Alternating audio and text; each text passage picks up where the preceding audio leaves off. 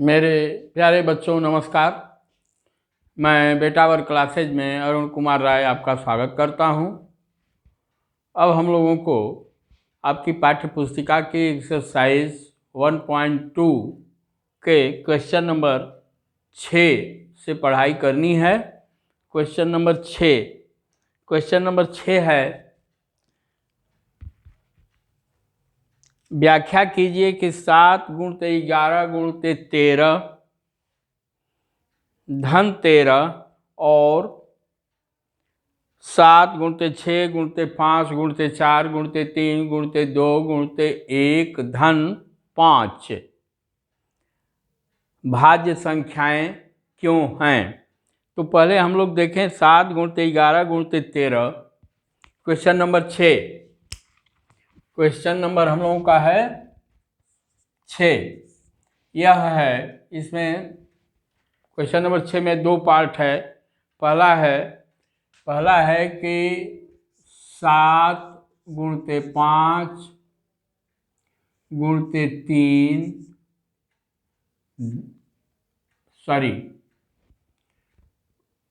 यह ना होकर कैसे है 5 × 7 × 13 धन 13।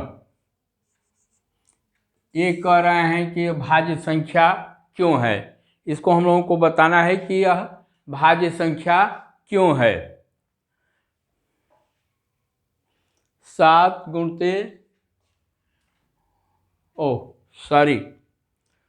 मैंने इसको गलत लिख दिया।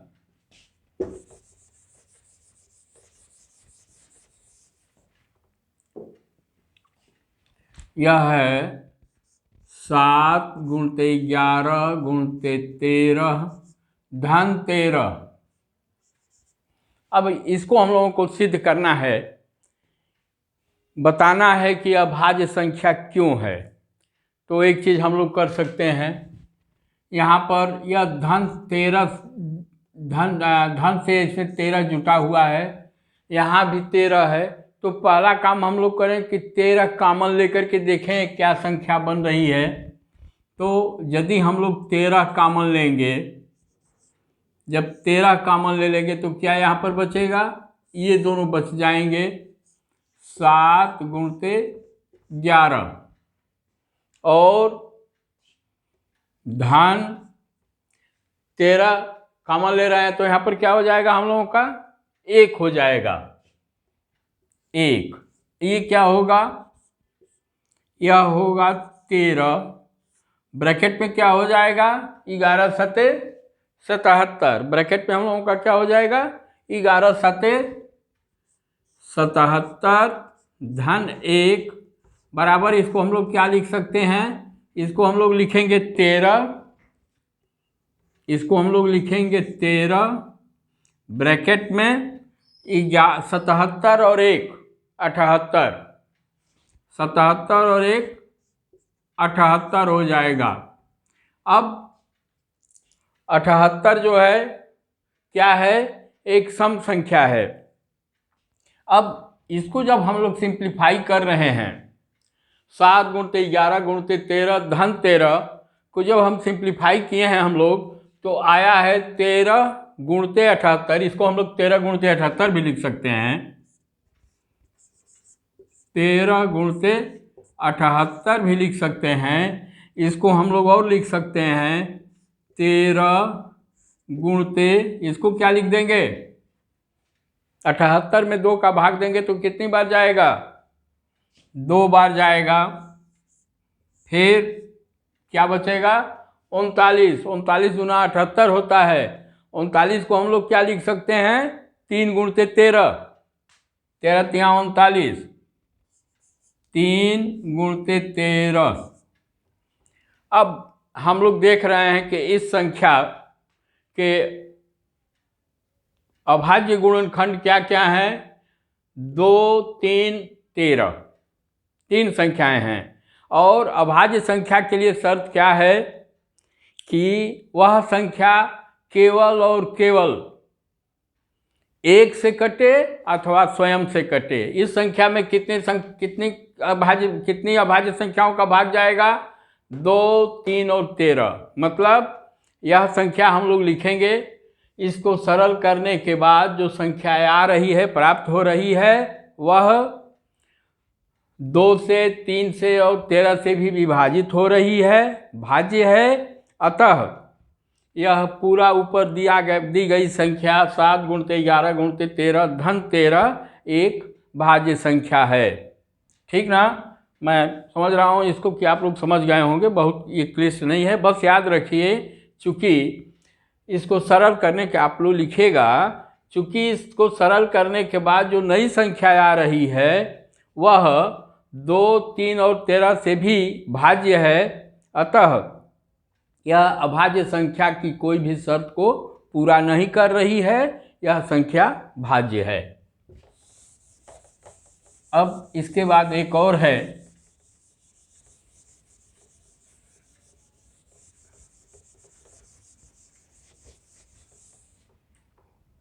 क्या है?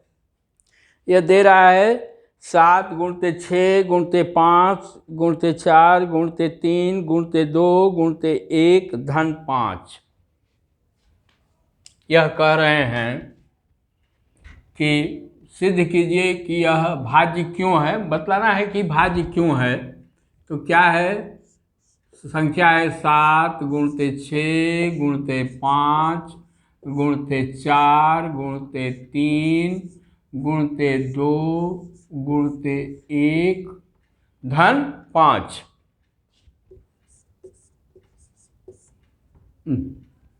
ये धन 5। अब ये कह रहे हैं कि यह भाज्य क्यों है, यह बतलाइए।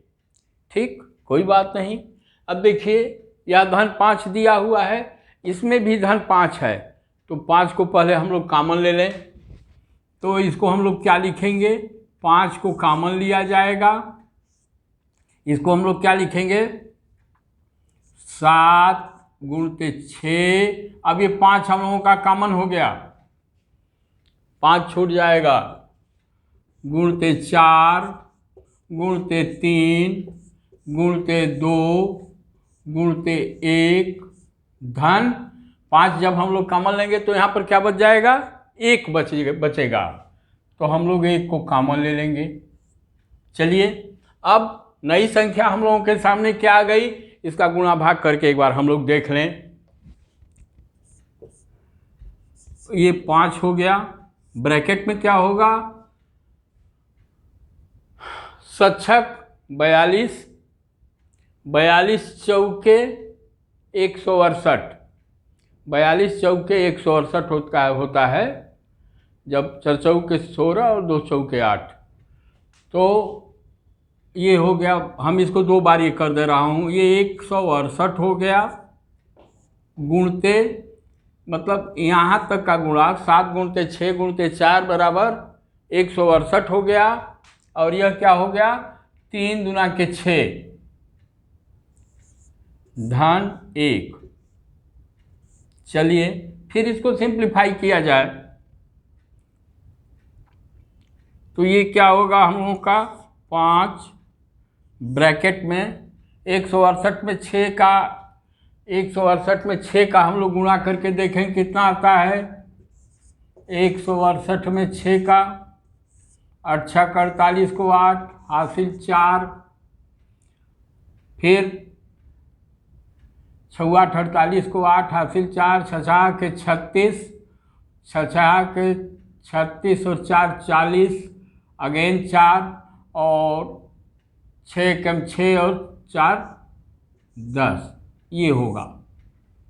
6 × 8 48 को 8 हासिल 4, 6 के 36 और 4 40, अगेन 4 हासिल होगा, 6 कम 6 और 4 10, ये हो जाएगा हम लोगों का 1008 धन 1। इसको क्या हम लोग लिखेंगे? 1008 में इसको हम लोग जोड़ दें तो ये क्या होगा? 5 ब्रैकेट में हो जाएगा हम लोगों का 1009। ठीक, 1009 मतलब जो नई संख्या हम लोगों की मिल रही है, यह मिल रही है 5 गुणते 1009। अब इसको हम लोग बताएं कि यह क्यों भाज्य संख्या है। तो जैसे मान लीजिए, एक काम और कर लीजिए थोड़ा और समझने के लिए, और कोई बात नहीं है, इसको भी मैं और आगे सिंप्लीफाई कर दे रहा हूँ। तो ये क्या हो जाएगा, 5 का गुणा कर दीजिए, 5 नवा 45 और 0 और ये 5, ये हम लोगों की नई संख्या आ गई 5045। अब यह अभाज्य संख्या तब रहती जब यह केवल 1 से और 5045 से विभाजित होती, किंतु इसके अंत में 5 है, तो निश्चित रूप से एक संख्या क्या है, 5, इसकी एक भाजक है। मतलब यह 5 से भी विभाजित हो जा रहा है, 3 से नहीं होगा, और क्या कहते हैं 11 से भी नहीं होगा। खैर कोई बात नहीं, छोड़ दीजिए, उतना आगे हम लोगों को जाना नहीं है। हम लोग सिंपली लिखेंगे कि यह संख्या कम से कम 1 से 5 से और 5045 से विभाजित हो रही है। मतलब इसको सिंप्लीफाई करने के बाद, दी गई संख्याओं को सरल करने के बाद जो नई संख्या मिल रही है वह 5045 मिल रही है, और 5045 के भाजक 1, 5 और 5045 चूँकि हैं, अतः यह संख्या एक भाज्य संख्या होगी। ठीक, आप लोग वीडियो को आगे पीछे करके यह लिखने वाली बात जो है कि यह भाज्य क्यों है, कैसे है, इसको थोड़ा आप लोग समझ लीजिएगा। अब नया क्वेश्चन नंबर 7 है। क्वेश्चन नंबर 7,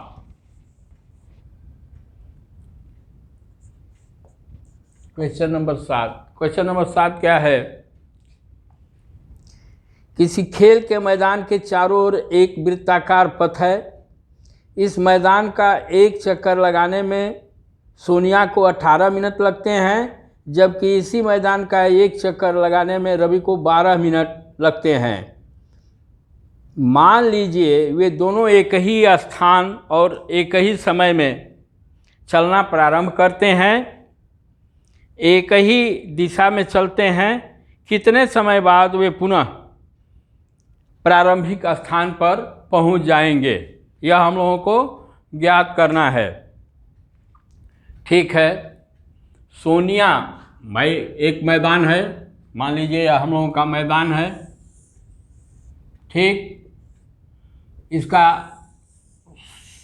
सोनिया जब एक चक्कर लगाती है तो सोनिया को एक चक्कर लगाने में 18 मिनट लगता है। सोनिया को एक चक्कर लगाने में कितना लगता है, 18 मिनट। और रवि को कितना लगता है, रवि को 12 मिनट लगते हैं। ठीक, सोनिया उस दिए गए मैदान का एक चक्कर लगाने में 18 मिनट लेती है और रवि एक चक्कर लगाने में 12 मिनट लेता है। अब ये कह रहा है कि मान लीजिए यह उन लोगों का प्रारंभिक बिंदु है, यहाँ से चलना प्रारंभ करते हैं दोनों एक साथ। तो सोनिया एक चक्कर लगाने में 18 मिनट, रवि एक चक्कर लगाने में 12 मिनट लेता है। तो ये कह रहा है कि यदि दोनों एक ही समय में, एक ही स्थान से और एक ही दिशा में चलना प्रारंभ करें, तो फिर कितने मिनट बाद दोनों इस स्थान पर, इस प्रारंभिक बिंदु पर कितने समय बाद पहुंचेंगे, दोनों एक ही साथ। तो अब देखिए इसमें हम लोग क्या करेंगे, एलसीएम निकालेंगे। मतलब कहने का मतलब यह कि 18 मिनट में वह चक्कर लगाती है, तो अब 18 और 12 का हम लोग क्या कर लेंगे, एलसीएम निकाल लेंगे। तो जैसे हम लोग कक्षा 6 में पढ़े हैं, वह क्या है, 18।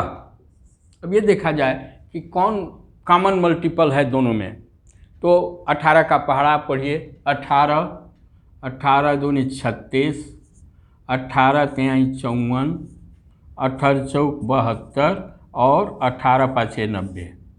ठीक। 12 का पढ़ें हम लोग। 12, 12 दूना के 24, 12 तिहाई 36, बर चौक 48 और 12 पाँचे 60। हमारे कहने का मतलब यह, मैं एक इस थोड़ा सा हट करके बतला रहा हूँ। देखिए यहाँ भी 36 आ गया, यहाँ भी 36 आ गया, मतलब यह कॉमन मल्टीपल है। एलसीएम में क्या होता है, लोवेस्ट कॉमन मल्टीपल लिया जाता है।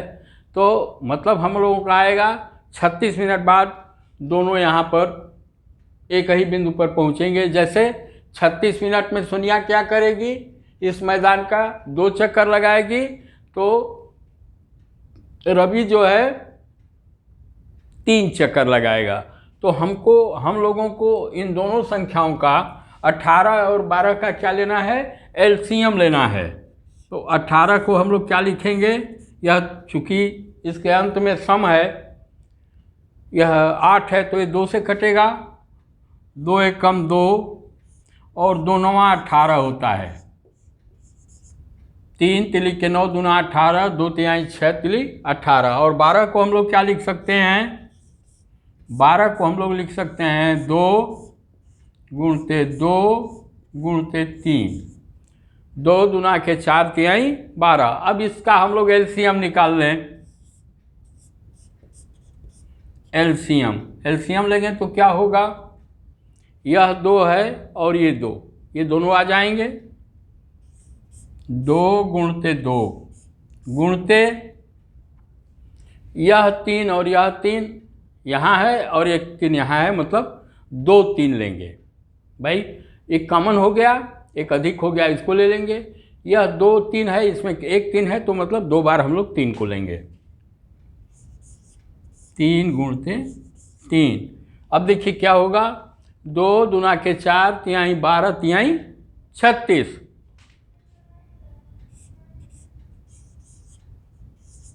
मतलब 36 मिनट बाद एक साथ यदि वो चलते हैं तो 36 मिनट के बाद वे पुनः दोनों एक ही स्थान पर पहुंच जाएंगे, जहां उन्होंने एक ही समय में, एक ही साथ और एक ही दिशा में चलना प्रारंभ किया है। 36 मिनट बाद पुनः दोनों उस जगह पर पहुंचेंगे, चाहे किसी की स्पीड कम है, चाहे किसी की स्पीड कम है, अरे ज़्यादा है। तो यह हम लोगों की इस प्रकार से एक्सरसाइज ख़त्म हुई। फिर आगे की पढ़ाई हम लोग अगले क्लास में करेंगे। तब तक आप लोगों से अनुरोध है कि यदि अच्छा लगा हो तो इसे आप लोग लाइक करें, शेयर करें एवं सब्सक्राइब करें। आप लोगों को बहुत बहुत धन्यवाद।